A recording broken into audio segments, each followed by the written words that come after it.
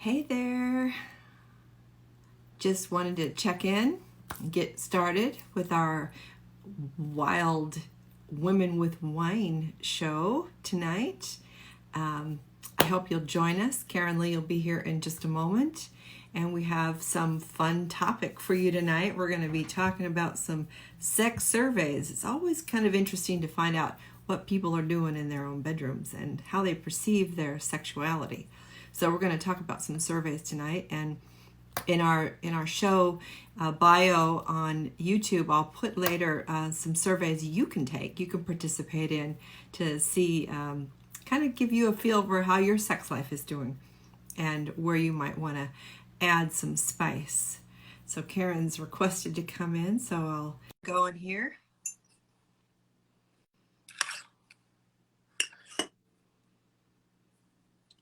Checking in. I'm checking in. Hi. Hello. How art thou? Thou art fine. I'm trying to get on YouTube as we speak, and I'm literally on all the dog training videos I can imagine here. Because I got a little beast over here. He's getting big too. Let's see him. He's filling up the screen now. What are you feeding him? I don't know. Whatever it is, he is the best. Except oh my God. Except I forgot how much of a pain in the ass puppies are. Okay, so our incognito guy says he's here. We may begin. Okay, glad you're here, and we're waiting for you. We were waiting for you. We couldn't start without you. We could not start without you, and we got some good stuff to talk about today. Yeah. More. I had more dog training videos keep coming on my thing. I'm trying to get on YouTube and read all dog training videos. Anyway, do you have wine tonight? Did you get to drink tonight? I do. Woohoo! Oh, you have the whole bottle. I got the whole bottle. I make up for lost time. Are you just gonna drink it out of the bottle? I think I'm gonna just chug it up. No, I actually have a large glass here. Dave and Lola checking in. Hi. So hey, Dave.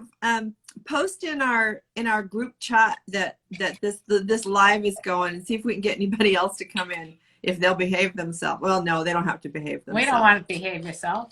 No, come on in. So listen, I gotta share with you my group that's going in June to Hito. Yes, I'm very excited for you. I'm very excited for me too, because what I do is I start a WhatsApp group chat with everybody that's going, and we talked about that last. That's so exciting, right? It's like the most fun part, I think. Oh my God. Well, no, it's not the most fun part, but it is a super fun part. And the people that are coming, I mean, we are having such a great time in there, and people are, I mean, there've been a couple people that have misbehaved, and I've had to spank them. Girl, but you know, they better not misbehave around you. I know how you get. Well, they might like that because they might like spanking, so I have to be careful, you know. Yeah, you don't want to give them what they want. Well, not always, sometimes. Well, if they're misbehaving, not if you don't want to reinforce bad behavior. I got bad enough with what's going on with this dog over here. Right, but the energy has just been phenomenal, and so when we all in 30 days we get to be together. And so when we all meet, it's going to be like a big, weird family reunion. Because, yeah, and some of them you probably never met before, right? Right. Yeah, most of them I know that we've traveled together, but we actually have quite a few new people this year and new couples. So, what you got there? Sneaky freaks. Oh, you're sneaky freaks, yeah. But it's backwards. It is. It's like sneaks. Yeah. What do we got there? We got sneaky freaks backwards. Yeah, you got a bunch of sneaky freaks going. Definitely. Super fun, energetic group. And what are you drinking, by the way? I forgot to look at the bottle. I think it's a cab. I don't know which one. Looks good to me. Well, let me taste it. Let me taste it. Maybe you should taste it. And That's there's good. the hostile MGTOWs in the house with McCaskill. How you guys doing? The vulva lady's here. Hi. The vulva lady's here. I'm glad to hear it. Oh, yeah, any squeaky you hear is, I just gave him a new squeaky toy. So we might have You're gonna have to call them the Squeaky Freaks. Hey, Squeaky Freak. So just so you know, I got a video that was taken down on TikTok that had like 20,000 views. why? Why? Because I said the word, well, there was a question of whether I liked facials or cream pies. And I just answered the question. I don't know why talking is now no longer acceptable. You can't even speak. I mean, I didn't show anything besides my head. And so today I noticed another TikToker who said the same thing happened to her, that her really good video that she worked really hard on was taken down because she's like, I'd say in her 50s, and I don't know, maybe younger. And she was wearing like a low cut thing. And she said she's convinced that it's because TikTok discriminates against older, middle-aged, sexy women. Probably. I mean, the world does, right? So what I did is I decided to make a video in the lowest bathing suit I think I have, like in gold. Excellent. And I just said, this is what I think. Fuck them, TikTok. So I'm just wondering if I'm going to get taken down. I don't know. Well, I mean, seriously, they have these arbitrary rules that they come up with. Now, if you were 20 and hi Polly, if you were 20 and had your massive boobs out there and your butt and in a string bikini and you were paying them to advertise you, they wouldn't touch you. Right. But I say the word facial. Whoops. There you go. Right. Because skincare is not important to them. Mm-hmm. Right. Not at all. Someone asked I think they're initiated. They're estheticians out there that have been discriminated against because of that. Sure. But this one says, initiator hater said, in your opinion, why do people say that there is someone for everyone? I don't know that I would say that. Would you say that? I think there's lots of people for everyone. I think if you're open to just meet new people that aren't fit into a little box like a Barbie doll or a Ken doll. Yeah, if you're open to not always doing your type. Yeah, I mean, I think sadly, both men and women grow up with this fantasy, like the fairy tale fantasy. The prince on the horse is going to rescue the princess, and they're going to go, hey, can you stop squeaking so much, Mr. Squeaker? And so nowhere in those, I read something great today about, Cinderella would have been better off just hanging out freely with her animals than settling for some guy that made her try on a shoe because he didn't recognize her without her makeup on. Totally. Yeah, that's a good one. Isn't that awesome? Speaking of makeup, your makeup looks great. Thanks. I've been trying some new kind of little tidbitty things. Oh, little tidbit with it. Well, you look great in my book. Thanks. And thank you, David. Thank you. Initiator says, have you seen or read articles posted that are saying that studies show that men are having less sex in the 21st century? What do you think is having that effect on that? I definitely saw those studies too. I don't know. What do People you think? in general are having less sex. I think it's especially in COVID times for sure. Right. But it just seems like there's so much difficulty with that. There's a lot of reasons why I think people are unwilling to have sex because of whatever the ramifications are later, I guess. I don't know. But I know that it's definitely becoming a problem. Well, I think there's a lot of confining reasons to that. One is that we know that testosterone levels have dropped about 50 points in the last decade. 50 points out of how many? Well, out of a normal range. So men's testosterone levels are dropping. And so then that's going to make men less driven to be sexual. So they're going to not try as hard to meet people. So I think you know, and I think people have become more isolated, not just with COVID, but with the internet.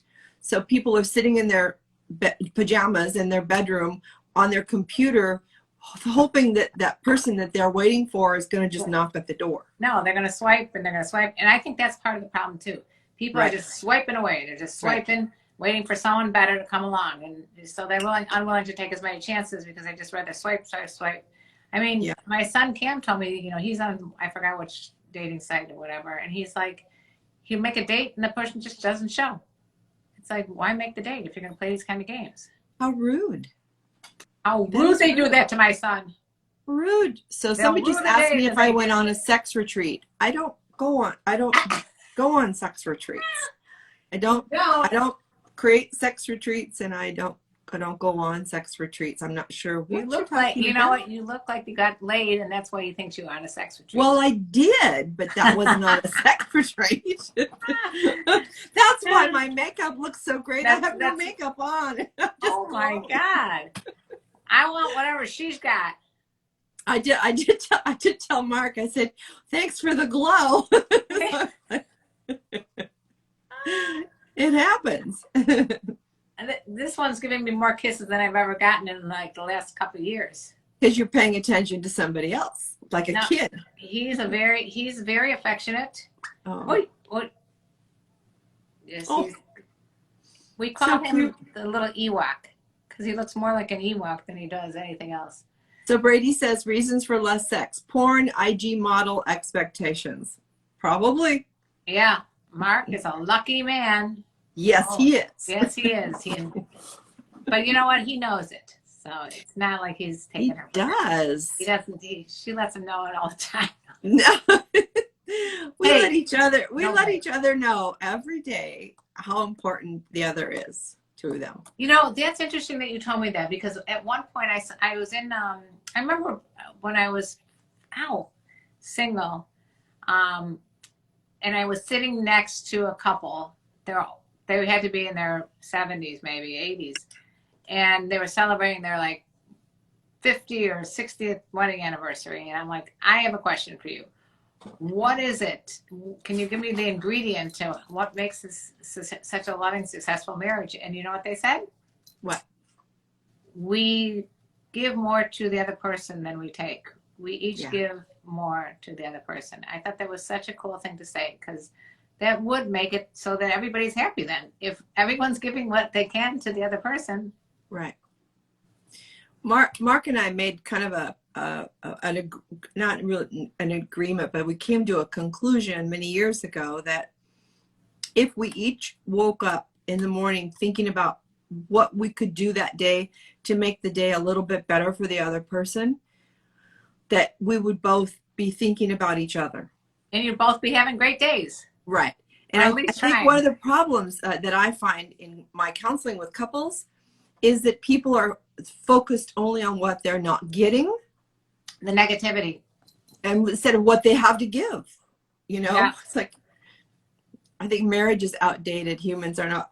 But you can be married and not monogamous and have a great marriage. Yeah. So marriage and monogamous are not synonymous. Yeah, and that rhymes. No, that rhymes. The thing with marriage in general, I think, it's just a piece of paper in some respects. It's a societal construct.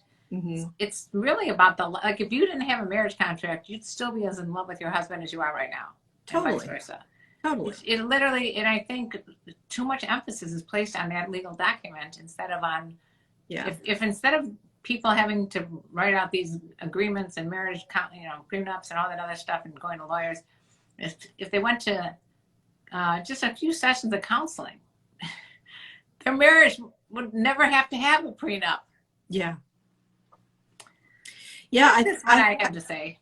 I think it's, if I were to start it over again, although I'll just say two things. I have to say that did start it over again. When Mark and I were together, when we got married, we'd been together 7 years.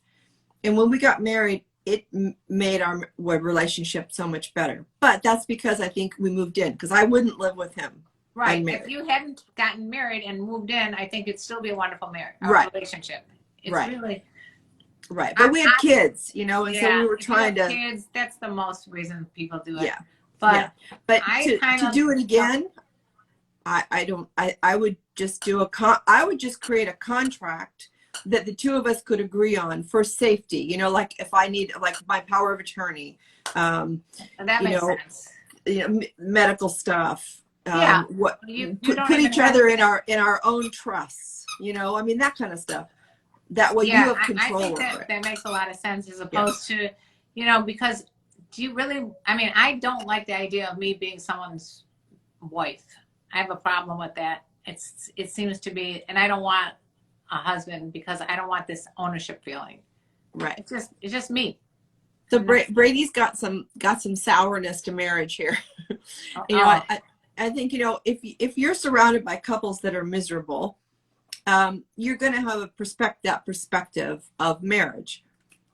I'm surrounded by couples that are really blissful, and I think in the more designer relationship lifestyle, or the more open-minded lifestyle, it doesn't even have to be swingers or any of that stuff, but just people that are more conscious in their relationships and more interested in conscious loving. People, when you open your mind that way and you open your heart that way, your relationships will all get better. It doesn't, not just your intimate one, but all of them will get better, because I think we stop thinking about what I'm not getting from this person, realizing that nobody owes you shit, right? Exactly. Nobody. So you have to put in more than you get back, and then it starts to become very even. Karen's my girl, no one else's. Okay, Allison, incognito. You're not even incognito anymore. You're out. You got a picture. So Brady, thank you for buying a badge. So Thanks, just so Brady. you know that our badges are turned on, and it's a tipping system. It's a way to support Karen and I. Mine is not on. Right, but mine is, and we share. So yes, Karen, everything we're buying at Starbucks together with the money we make.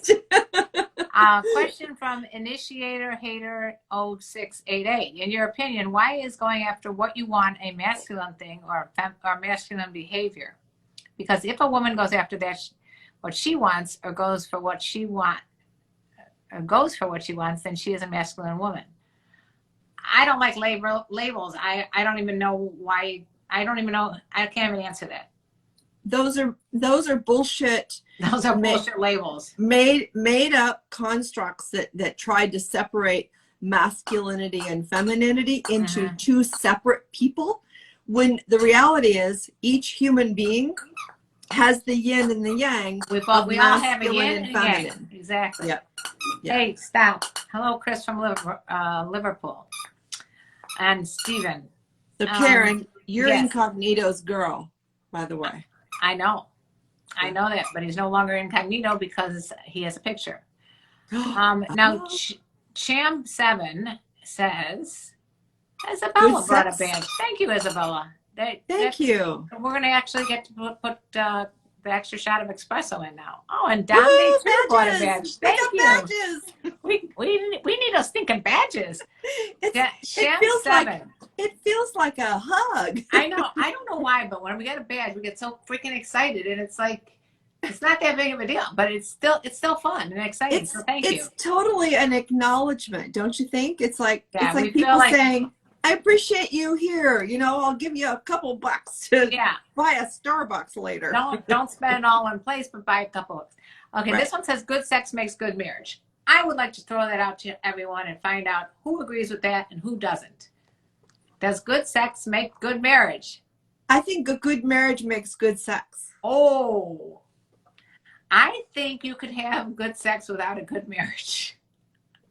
Oh, really? I do. Because if you have a bad marriage, it's hard to have good sex. I'm not saying I agree with that. But if you have if you have good sex, it doesn't necessarily mean that you're going to have a good marriage. You might have just an average marriage. Right. Do you think that you can have a bad marriage indefinitely and keep having good sex with that bad marriage person? Hell no. No, that's the point. Yeah. Right. No. Right.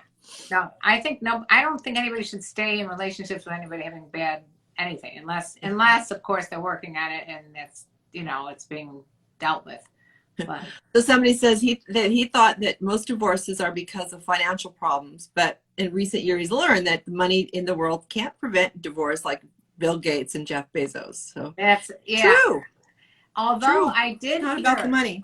I did hear a long time ago that the leading cause of divorce, which I always thought was poor communication, that's not true. It's actually money. Issues with money. Money and sex are the two leading causes of divorce. And both of those have to do with communication, in that the two people haven't communicated their beliefs about sex and money adequately, and they haven't really heard and understood what their partner's beliefs are about that. So it's all about communication and kindness. I think kindness is like a missing ingredient for and most generosity. people. Generosity is also super important. Because I've watched very couples deep here, you guys. Very deep. We were supposed to talk about sex toys, and we ended up getting very, very deep. Yeah, it's good. Good. I also wanted to bad marriage equals good sex are not found in the Godfather movies. Brady, you're funny. So, I was thinking of, hey, stop annoying me with the squeaker. I was thinking about ways to spice up your marriage, spice up your relationship, spice up your time with yourself. And do you have any suggestions? A lot. So do we want to start off with yourself or your partner? Or okay, I'll start. I think you have to spice up yourself first. Bingo. I think you have to douse yourself with things that make you feel yummy, like a hot bath and self-massage, or go get a massage, or get your partner to give you a massage. Things that get you into your body and feel your sensuality, and that starts to open up that portal of eroticism that I think we get so stuck up here that we forget about all the rest of what's going on. I agree with you, and I think you should masturbate. Yes. Well, for me, that always leads to masturbation. So if you don't masturbate, and even if you're having sex consistently with your partners or whatever, if you don't know, and this can change literally throughout your life, what turns you on, how is somebody else supposed to know? It's like having this great Porsche. I always talk about this like phenomenal car, and you don't know how to drive it. So it's kind of like a waste. Totally. Don't you think that you have to turn yourself on? Mentally, I think sex is 90% up here, maybe 95%. So if you don't get yourself revved up, especially as a woman, I don't know if it's true with men, but especially as a woman, I got to get myself revved up in the mood. I gotta do a lot of like fantasies, watch porn, read eroticism, listen to eroticism, whatever I need to do to get myself in the mood before, during, and after. Music, put on music that makes your hips want to move. Oh, something I've discovered when I first became single is wearing like sexy lingerie. If you're wearing like the granny panties and you're walking around with stains on your shirt and ripped whatever, you don't feel that sexy just from the what you're wearing. So you should start by wearing like sexy lingerie. Yeah. If you don't like the smell of you, probably nobody else will. Right? Take a bath.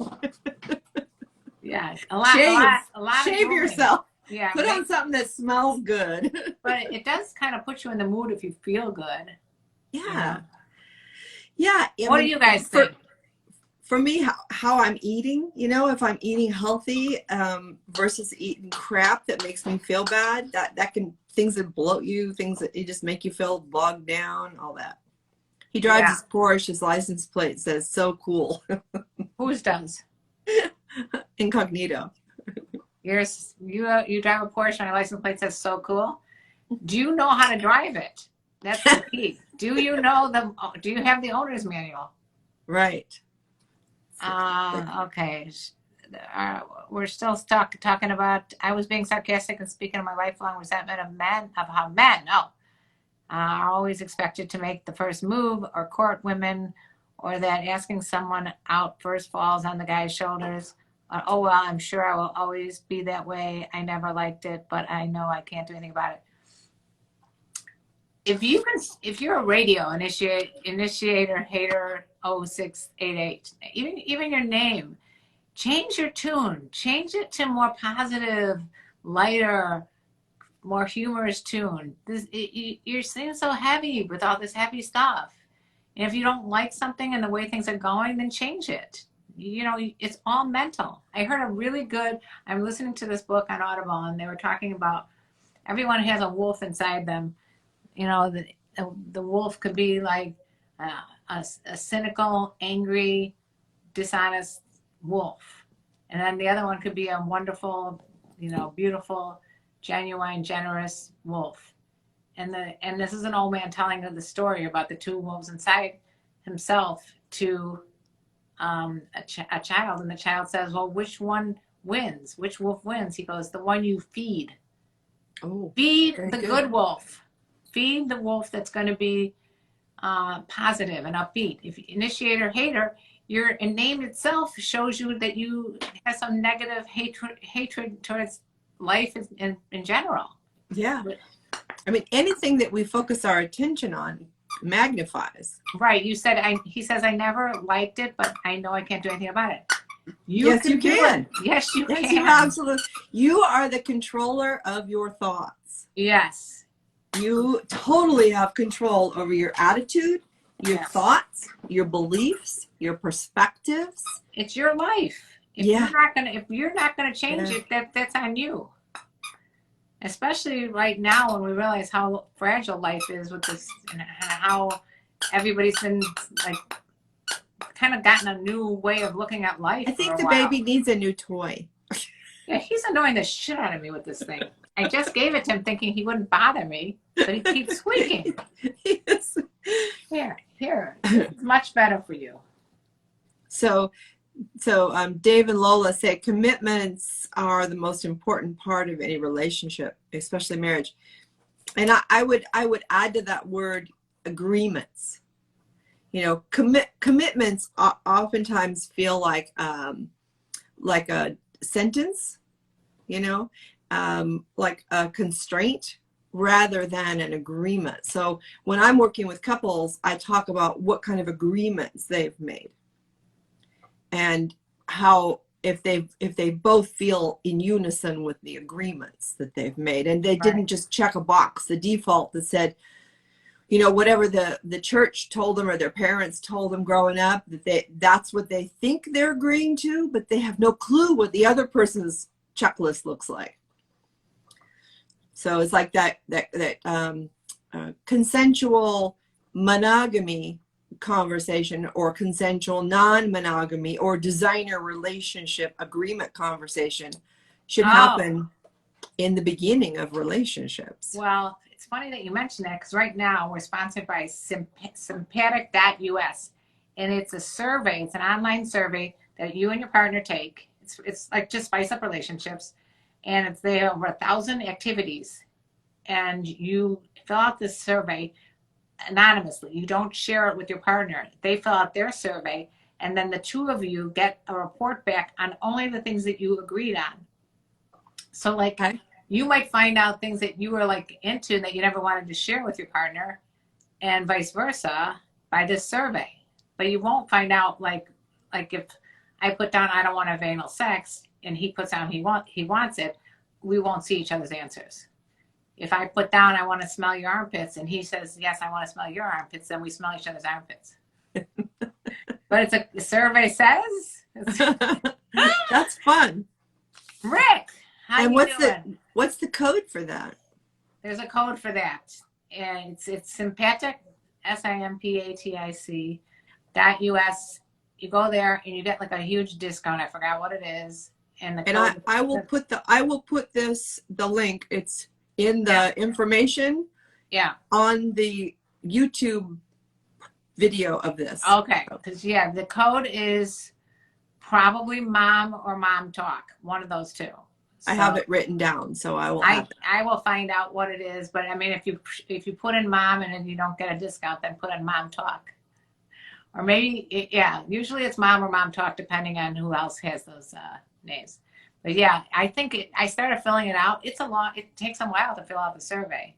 And they're bringing up stuff I never even thought of. I mean, we're talking about, you can find out all kinds of shit. I was going through sex surveys today, and I did a sex survey, and I was laughing my ass off because the questions were so mild, you know. So I was thinking, oh my God, what are they going to think when they get this? It's like, yes.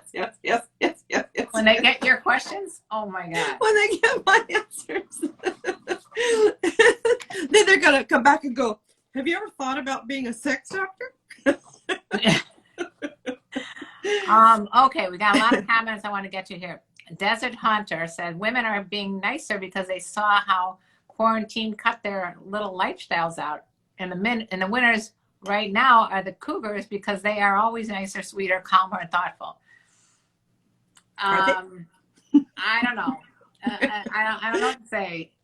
Let's see. Abdul, hello, my dear. She's old and her age is 46, but she's having sex amazing and she is very good. And she to talk me and she think about me. Happy 46 for you. Is not old. Yeah. I'm ancient, okay? God, we're dead. I'm like 90 right now. Really? It's like, some asshole did it. Some asshole on TikTok said that I look like I was 90. I was not pleased. Oh, I just love it. That's so mean.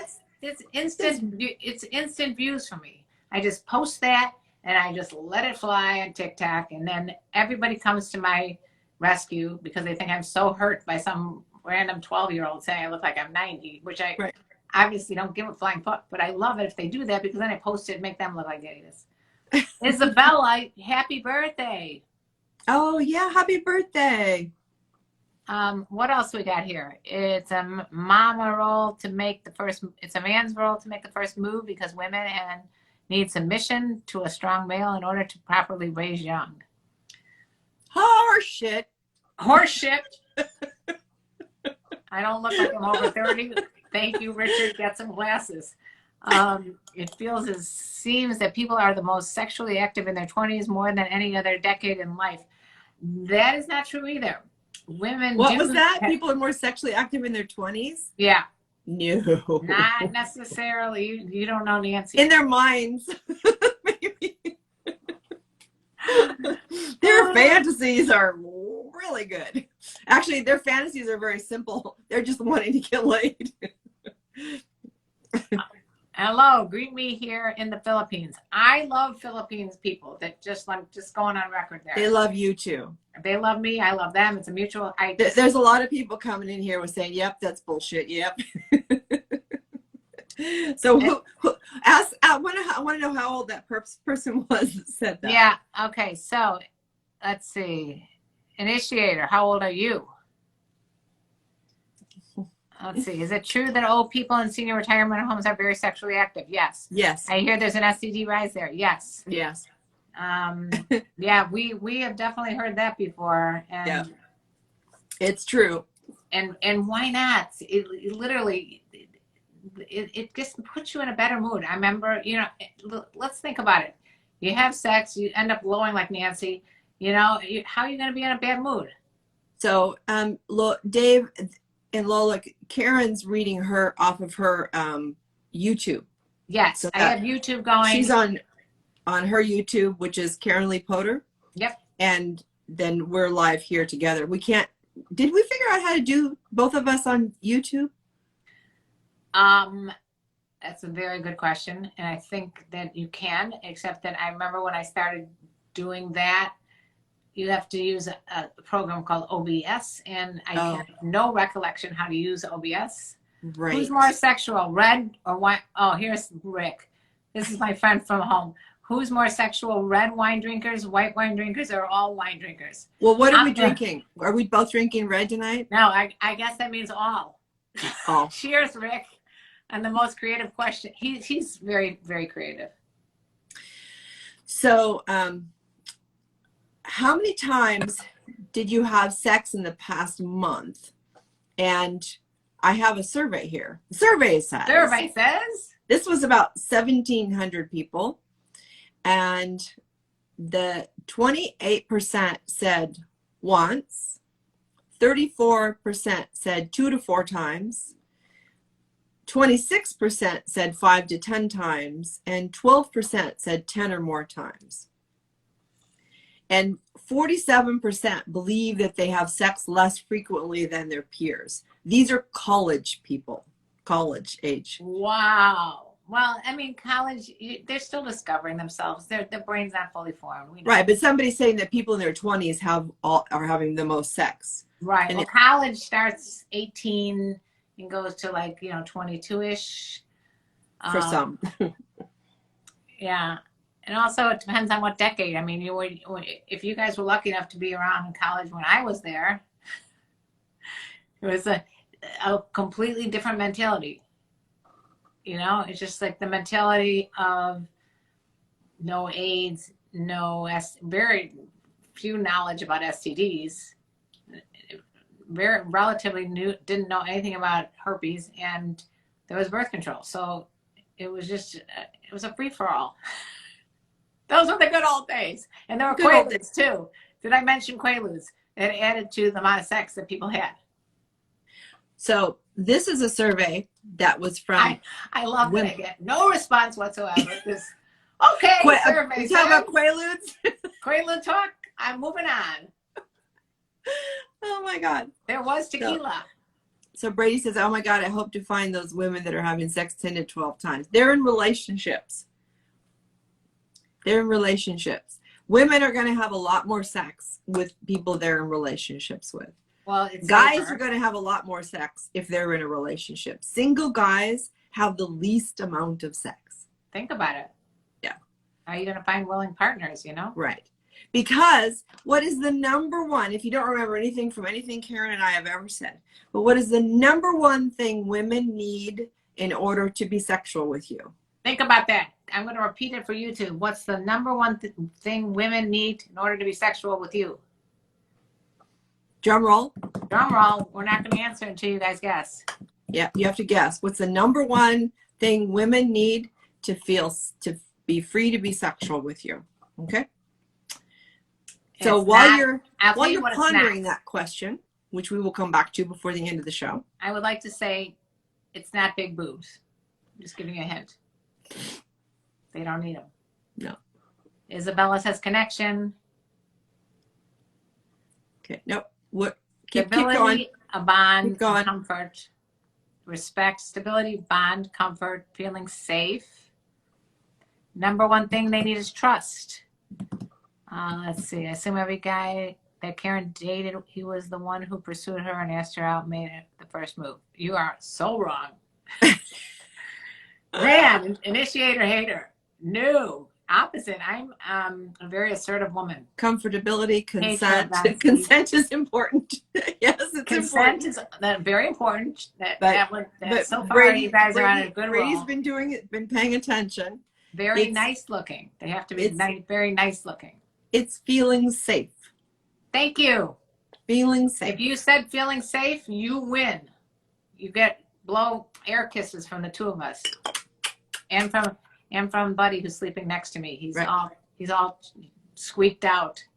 So here's another survey. How often do you orgasm with a partner? This was to women. How often do you orgasm? So what percent do you think of women orgasm every time with a partner? What percent do I? What percent do you think the survey would reveal says that women orgasm every time with a partner? Unfortunately, not enough.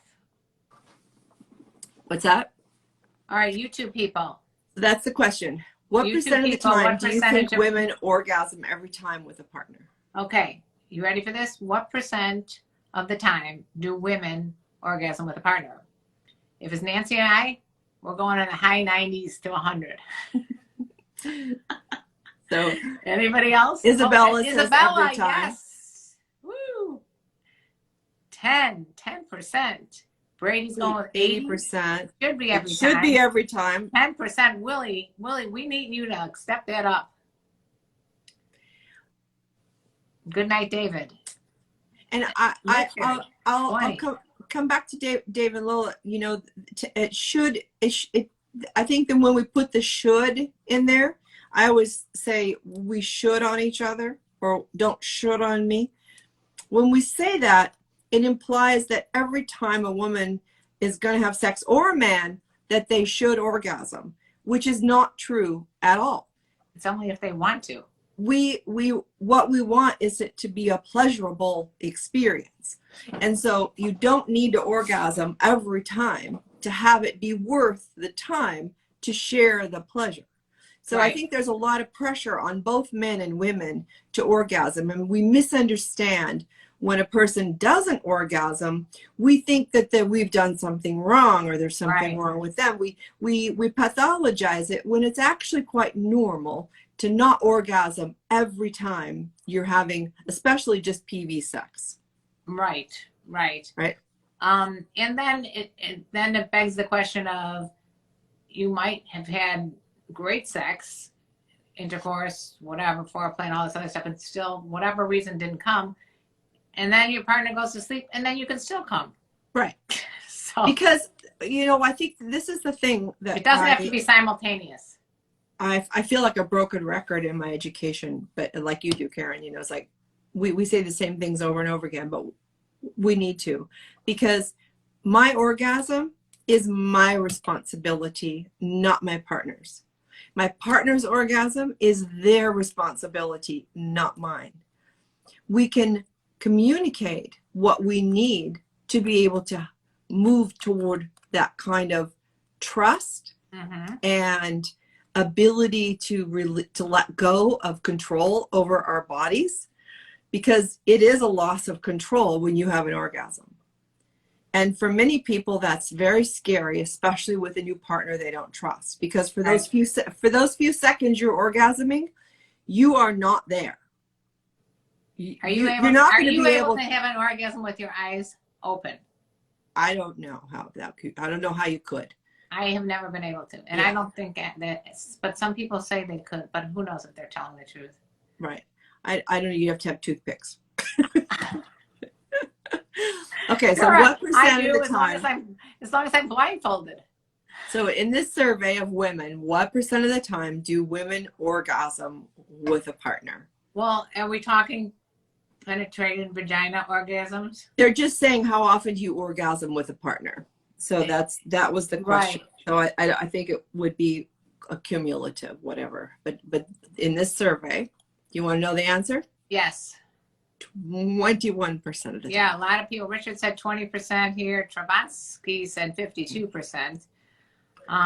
Yeah, I mean, it really depends too. Like if I'm single and I'm on the first time I have sex with a guy, I might not feel that it's even possible to have an orgasm. You have to be able to relax and get out of your thinking mind and into your feeling body. And it's not that easy unless you know the person really well. And again, and it's not going to happen in a 3-minute sex session. I'm sorry, but guys are training themselves through porn to come within 3 to 5 minutes. If that's all you're doing in sex is putting your penis in her vagina and going back and forth a few times, you're leaving her out of the equation. Oh, and then I leave the guy out of the equation. Yeah, that's why guys, if you're not getting a second chance, it's because the first one was so bad. If that first sex was bad, you're doomed. As a matter of fact, if you don't kiss with some passion, you might be doomed. And that is why, Brady says, that is why vibrators and toys are being incorporated and always have been. If you understand sex toys, they have been around since the beginning of time. Have you never heard of a washing machine? We didn't invent them in our generation. So, you know, women have you ever heard of a shower faucet in your bathtub? In the late 1800s, women would go to their doctor for the diagnosis of hysteria, and a doctor invented this machine because his hand got so tired masturbating women to orgasm as their therapeutic treatment for their hysteria that he invented the machine. I saw the first machine. Dr. Tudd had this machine in his museum. It looked like your Sibian. No, it was massive. It was like this, and it had a great big motor on it. And he would use this handheld, and I'm sure he was shaking like this to go. Jeez. So yes, sense. All women need clitoral stimulation. Yeah. All women, because all orgasms are clitoral. Right. What's so interesting, and that even if it's the clitoral erectile tissue that's inside, something's got to be stimulated there. If you try to have sex as a man, if you tried to orgasm without having your penis stroked, most likely it ain't going to happen. Yeah. Let's just touch your balls and see if you can have an orgasm. Yeah. Let's just, just bang up and down a few times and see if you have an orgasm. And yeah, orgasms are hard to come by.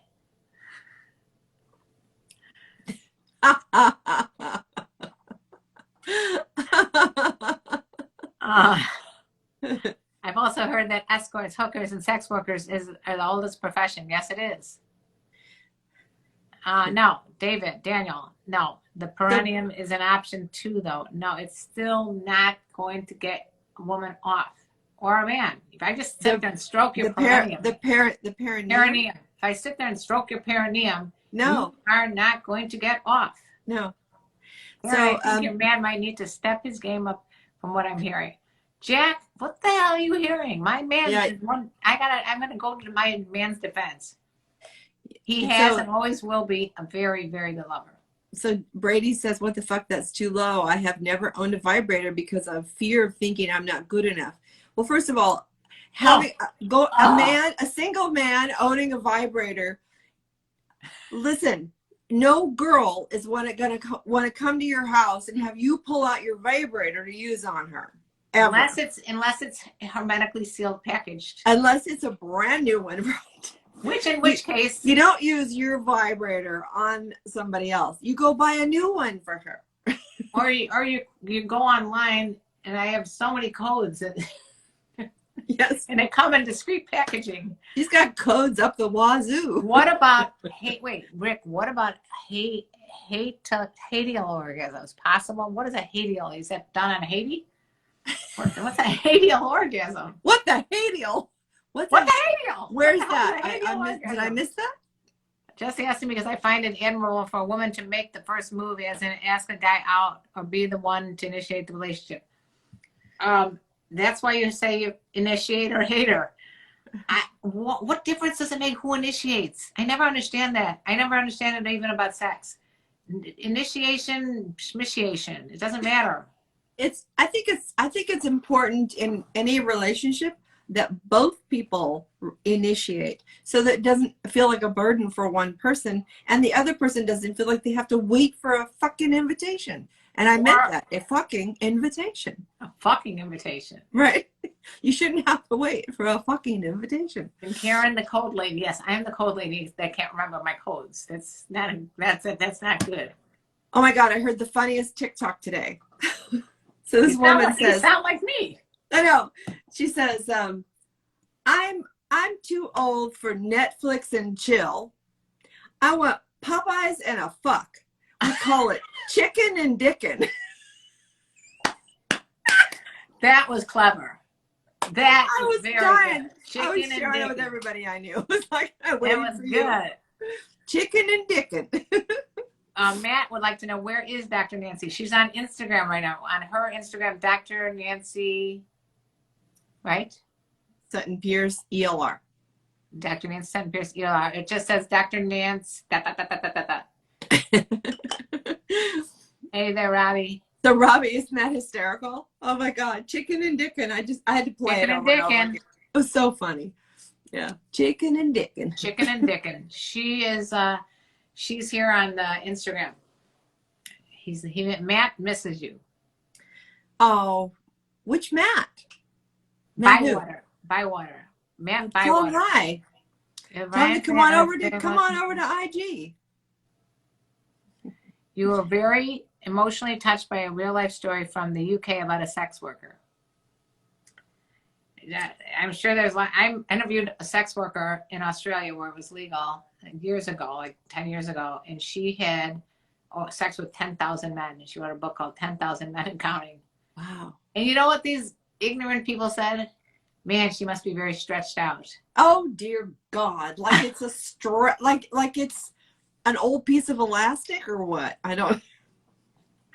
No, but it's just like what your survey says. You could be having sex like 10 times a day for 365 days, and it's going to equal 10,000, even if it's the same person. You know, right? It does not make a difference. Right. So, Dave, you're a little scared of the group? I know. You're scaring these people. You are scaring them. David, Cham, 7, Dave and Lola are coming with us to Jamaica, and this is their first time to be with this group, and they're a little rowdy. So you'll love it. You'll love the energy, and believe me, like I do on about Wednesday, I have to take myself away and have a little me time and quiet down and decompress. I think and then come back for it's high energy party, man. It's a lot. Yeah, I spoke with you after one of those Wednesdays. Yes. And you look like you were ready to keel over. Well, I'm an introvert. Honest to God. I think it doesn't even matter if you're an introvert or extrovert. It's like if you're on for 3 days straight, no matter what you're doing. Like if I go to these conventions where you're podcast convention, things like that, you're talking and you're meeting and it's like literally it's more exhausting than a physical. Right. And in your case, it's both. Yeah, I mean, because it's like I had somebody ask me, a friend of mine that I've known for a long time, say, hey, maybe you can give me that massage that I didn't get last time, and I just went, are you right? What?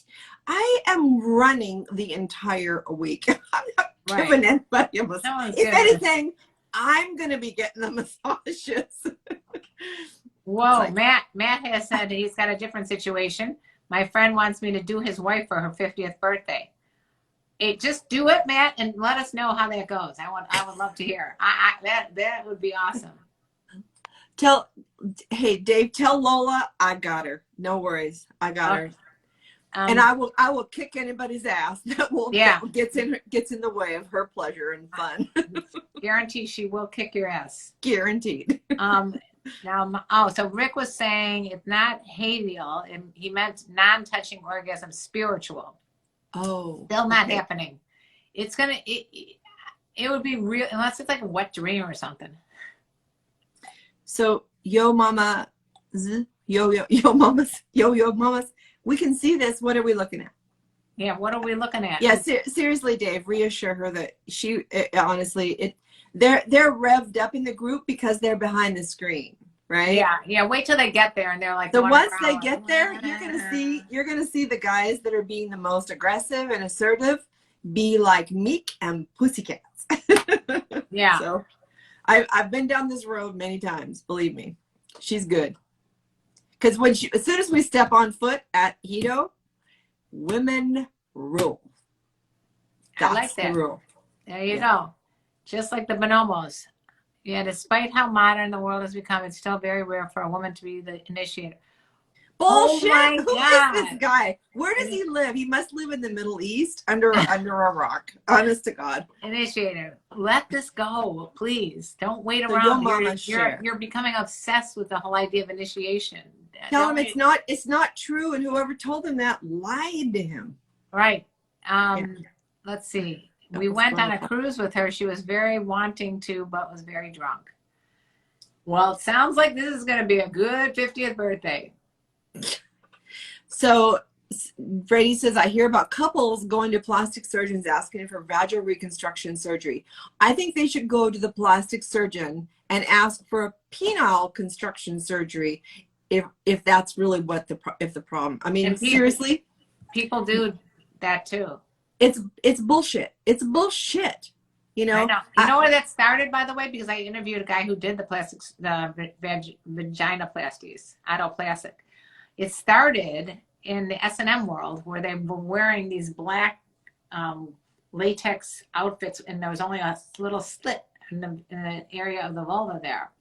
And so they wanted to look sleek, so they got rid of all the extra bits and stuff like that. how And about then it talking turned to the into, fashion designer? it's like a Barbie doll. Doesn't have any kind of, extra flaps down there. And you know what? I had a friend of mine who had surgery done because there was so much material there that it was starting to get in the way of her underpants and everything else. So again, I'm not saying it should never be done, but don't do it for some porn reason or some stupid, societal construct that's somehow beautiful to mutilate yourself just for that. I mean, listen, I got a lot more on my plastic surgery list than that. Yeah, let's do the stuff that matters. Yeah, Matt, definitely let us we know. could do a whole show on female genital rejuvenation. Yeah. Bullshit. Yeah. Just makes me insane. I've been a nurse for 40 years. I've been in healthcare. I've worked in women's health. I've worked in obstetrics and gynecology. I've taught women. I've taught birthing classes. I've birthed hundreds of babies. I can tell you that every woman is supposed to look different. We're not all supposed to look like Barbie. Yeah, I also interviewed the guy who did the Great Wall of Vaginas.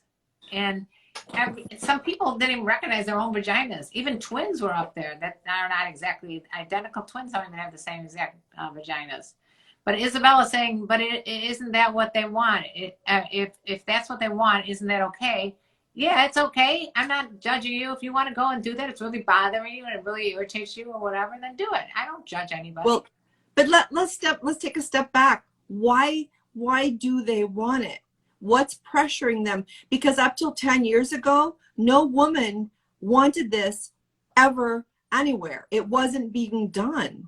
Obviously, so what happened to our vulvas 10 years ago that suddenly they need to be cut off? It was more than 10 because I interviewed the guy about 10 years ago and he was doing it for 5 years. Yeah, that was when it started.